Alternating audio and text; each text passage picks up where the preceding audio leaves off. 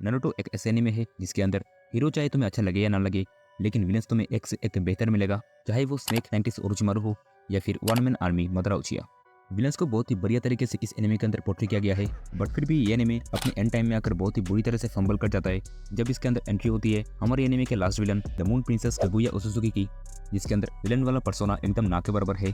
सो आज की इस वीडियो में हम ये चीज़ डिस्कस करेंगे कि आखिर कागुया नारुतो का मेन विलन होने के बावजूद इतना वीक पर्सनैलिटी क्यों है, एंड कौन सी वो चीज़ें हैं जो कि कागुया को एक स्ट्रॉन्ग विलन नहीं बनाती है। सो वीडियो को पूरा एंड तक देखना और बिल्कुल भी स्किप मत करना। सो हे गाइस, मैं हूं Akash and without any further delay let's get started.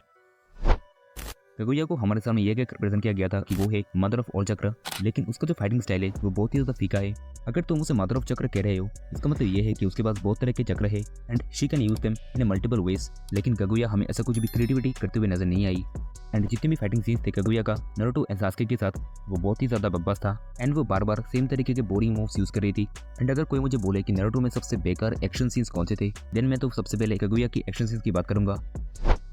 एक स्ट्रॉन्ग विलन हमेशा इस स्टोरी के साथ एक कनेक्शन पकड़ के रखता है, जिसकी वजह से उसका एब्सेंस या फिर उसका प्रेजेंस हमें महसूस होता है एंड उसका जो आफ्टर में थे वो काफ़ी समय तक रहता है। लेकिन ये चीज़ कागुया के साथ एकदम नहीं होती।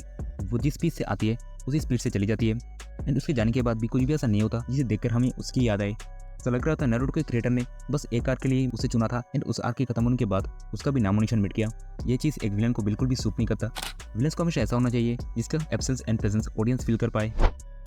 ऐसे विलन्स जिन्हें देखने के बाद व्यूअर्स का दुनिया को देखने का नजरिया चेंज हो जाए एंड उनके वर्ड्स और एक्शन ऑडियंस के दिल और दिमाग पर आकर इस तरह इम्पैक्ट करे कि ऑडियंस ना चाहते हुए भी विलन्स के पर्सपेक्टिव से दुनिया को देखने पर मजबूर हो जाए। ऐसे थॉट प्रोवोकिंग विलन्स देखने में काफ़ी ज़्यादा इंटरेस्टिंग एंड फैसिनेटिंग लगते हैं। Villains like Pain, Escalate, All For One, जिन्हें देखने के बाद ऑडियंस सिर्फ अच्छाई को नहीं बल्कि बुराई को भी समझने में और एक्सेप्ट करने में मजबूर हो जाता है, उन्हें कहा जाता है एक्चुअल विलन्स। लेकिन ये क्वालिटी कागुया में पूरी तरह से मिसिंग है। कागुया के पास कुछ भी ऐसा फिलोसॉफिकल या फिर कुछ भी ऐसा थॉट प्रोवोकिंग आइडिया नहीं था जिसे देखने के बाद प्लेयर्स कुछ समय के लिए उसके बारे में सोचे एंड पूरी तरह से उस कैरेक्टर के विचारों के साथ मिल पाए। एंड किसी भी एक पर्टिकुलर फिलोसॉफी का होना बहुत ही इंपॉर्टेंट रोल प्ले करता है किसी भी विलन कैरेक्टर को बनाने के लिए। किसी भी विलन के पास कोई ना कोई मकसद या फिर कोई ना कोई पर्पस होता है। वो जो पर्पस है या फिर वो जो गोल है वो और भी ज़्यादा देखने में मज़ा आता है जब वो पर्पस हम एक्चुअली में फील कर पाते हैं। फॉर एग्जाम्पल, पेन का मकसद था दुनिया से हेट को हटा के पीस को एस्टेब्लिश करना, जो कि हर किसी का सपना होता है। इसी वजह से नारुतो के व्यूअर्स पेन से रिलेट कर पाए। And on the other hand Orochimaru का सपना होता है इमॉर्टलिटी को गेन करना, एंड वहीं पर दाइद्रा का सपना होता है अपने आर्टिस्टिक वे को एक्सप्लोर करना, और वो भी अपने एक्सप्लोसिव जुत्सु की मदद से। ये जो सारे सपने थे कहीं ना कहीं हम फील कर पा रहे थे या फिर कहीं ना कहीं हम रिलेट कर पा रहे थे।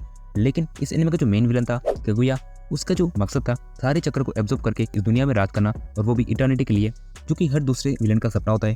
एंड इसी वजह से हम इस गोल के साथ ज़्यादा अच्छी तरह से रिलेट नहीं कर पाए जितना अच्छी तरह से हमने बाकी विलन्स की गोल के साथ कर पाए थे। आज तक पता नहीं हमने कितने विलन्स देखे होंगे जिनके बस एक ही सपना होता है दुनिया में राज करना, और ये चीज़ वापस से हमें कागुया के अंदर भी देखने को मिलता है।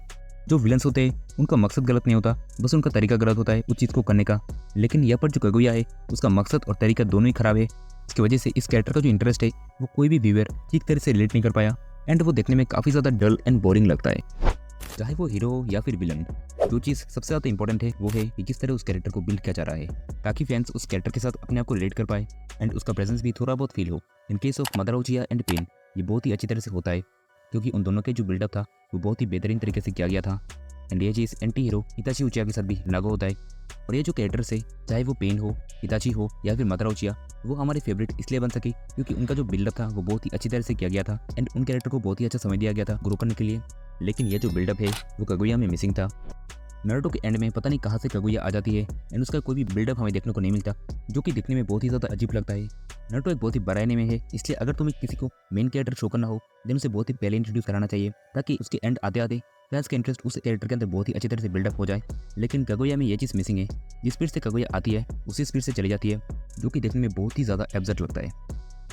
सो ये था आज का वीडियो में कुछ बचे लगाओ देन वीडियो को एक लाइक कर देना और चैनल को भी सब्सक्राइब करके बेल आइकन को ऑन कर लो। मेरी मुलाकात होगी तुम लोगों से एक नई वीडियो में, तब तक के लिए take care and good bye.